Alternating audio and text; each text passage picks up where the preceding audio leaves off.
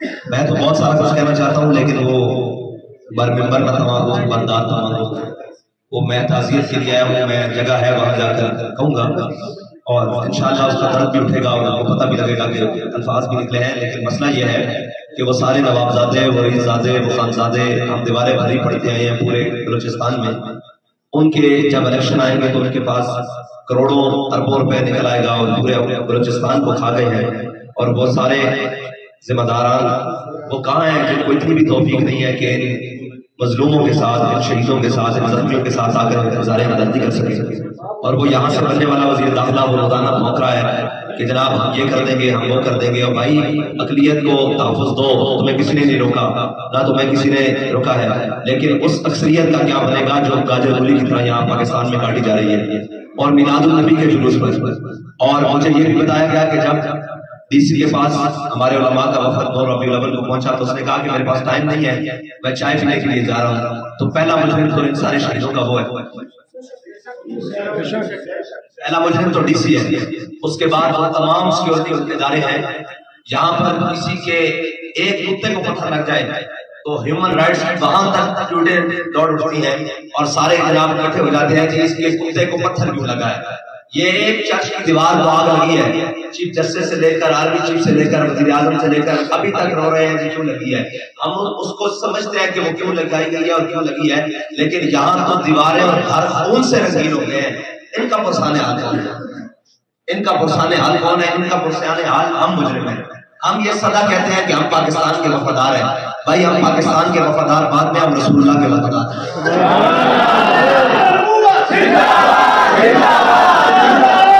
امیر المجاہدین ہمیں بتا کر گئے ہیں کہ زور بازو آزما شکوا نہ کر سیاد سے،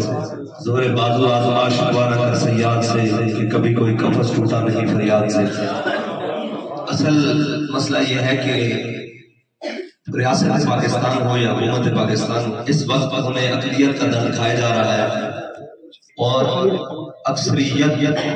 جو اس پاکستان کی ہے، جنہوں نے پاکستان کے لیے آج تک قربانیاں دی ہیں اور آج تک قربانیاں دیتے چلے آ رہے ہیں، ان کے لیے ان کی قربانیاں جرم بنا دی ہیں، اور اگر یہ ہمارا جرم بنایا جا رہا ہے حضور کی وفاداری تو اس کے لیے ہم کرنے کے لیے تیار ہیں، لیکن ہمیں یہ افسوس نہ ہو کہ یار ہم جن کے لیے صبح شام نعرے لگاتے ہیں، جہاں پاکستان کا پرچم لہرانا جرم ہے وہاں ہم پاکستان زندہ باد کے نعرے لگا رہے ہیں، یہ ہمارا جرم ہے، یہ ہمارے لیے جرم بنا دیا گیا ہے کہ آج میں دیکھ رہا ہوں صبح سے شام تک یہ یہاں پہ نہ حکومت کو پتا ہے کہ اتنا بڑا سانحہ گزر گیا، اور نہ یہاں کے لوگوں کو پتا ہے، نہ ذمہ داران کو پتا ہے، اور جناب میں ان کی شکلیں دیکھ رہا ہوں تو ان کو پرواہ کوئی نہیں جی، یہ فریش بلڈ اور آ جائے گا، بھائی یہ تمہیں مارا جائے تو فریش بلڈ اور آ جائے گا، یہ تو بڑا قیمتی خون ہے، یہ حضور کے نام پر نکلنے والے ہیں، یہ ڈالروں پر مرنے والے نہیں ہیں، یہ سعودی ریالوں پر مرنے والے نہیں ہیں، یہ ایرانی تمنوں پر مرنے والے نہیں ہیں، یہ محمد عربی کے ٹکڑوں پر مرنے والے ہیں، اور اگر ان کی حفاظت تمہارے سے نہیں ہو سکتی تو پھر یہ نہ ہو کہ یہ ملک تم سے چھین لے۔ میں صحیح بات کر رہا ہوں، میرے اندر کے جذبات ہیں اور بڑے گہرے جذبات ہیں کہ تم ملک نہیں چلا سکتے، تم اس کے اہل نہیں ہو، تم تو جناب ان کے اور جناب معبد خانوں کی حفاظت کے لیے، بھائی ان کے معبد خانوں کی حفاظت کرو، تمہیں کوئی نہیں روک رہا، لیکن ان کے خون کی حفاظت کس نے کرنی ہے؟ ان کے ساتھ کس نے جناب اظہار ہمدردی کرنی ہے؟ یہاں سے وزیر داخلہ پاکستان کا، یہاں سے وزیر اعظم پاکستان کا، پھر وزیر اعلیٰ، پھر یہ سارے تومن خان، یہ کس مرض کی دوا ہے کہ یہاں تک آج تک کوئی چل کے نہیں آیا، اور پھر تم 15 لاکھ روپے سنبھال کے رکھو اپنے 15 لاکھ روپے، 15 لاکھ میں پاکستان کے روڈوں کے اوپر کھڑا ہو جاؤں گا اور اہل سنت کی قوم سے کہوں گا کہ مجھے اپنے بھائیوں کی مدد کے لیے پیسے چاہیے، میں جھولیاں بھر کے ان کو دے دوں گا، لیکن تم پھر حقدار نہیں ہو وزیر اعظم کہلوانے کا، یہ تم وزیر اعظم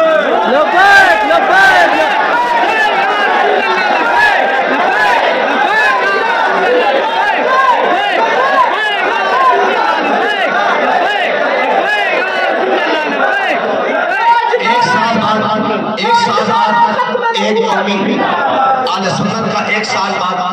ایک ملک کی سطح پر ایونٹ آتا ہے، ورنہ ہم پروگرام کرتے ہیں چھوٹی سطح پر بڑی سطح پر، وہ ایک سالے کا مسئلہ ہے، ایک سال بعد اہل سنت کا وہ بھی 10 دن کا نہیں، ایک دن کا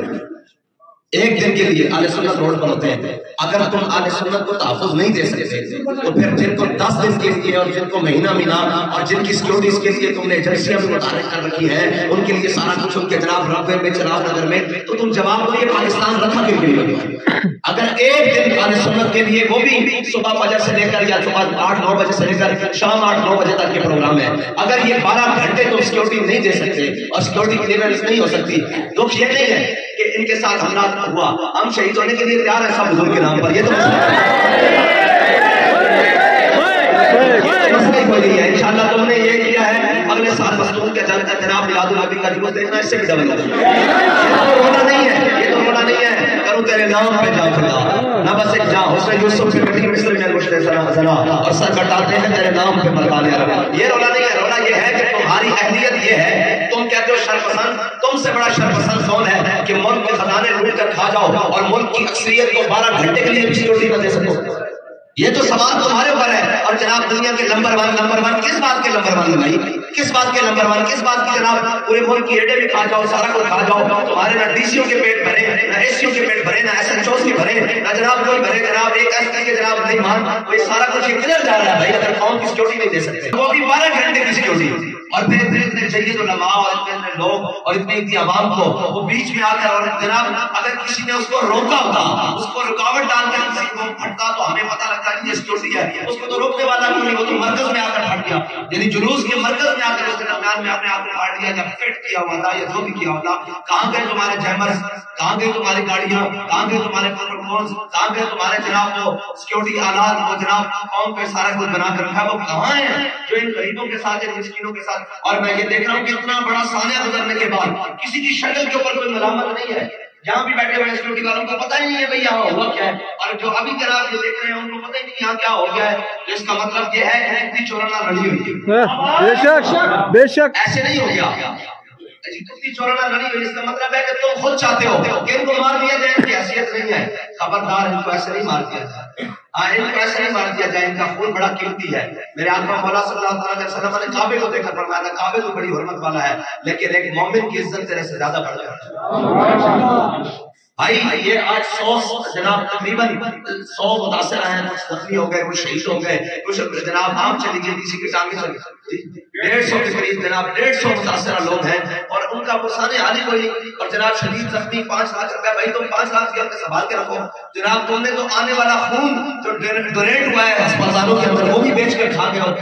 یار ہم نے سنا تھا کہ لوگ کفن جناب بیچ کر کھاتے ہیں، تو تم تو زندوں کا خون بھی بیچ کر کھا رہے ہو. اس سے زیادہ لعنت کیا ہو سکتی ہے تمہارے سر پر؟ میں صحیح بات کہہ رہا ہوں. اگر نہیں تم اس حامل تو پھر ہم قوم کے نتیجے روڈوں پر کھڑے ہو جائیں گے اور سیکورٹی کے لیے ہر چیز کے لیے اکٹھے کر لیں گے. پھر یہ یاد رکھنا یہ تمہاری کرسیاں تمہارے لیے نہیں بچے گی، یہ تمہارے پروٹوکول اور یہ تمہارے آدھار بچو یہ تمہارے لیے نہیں بچے گے. تمہیں امریکی بھی بچا نہیں سکیں گے پھر محمد عربی کے غلاموں سے. یہ بات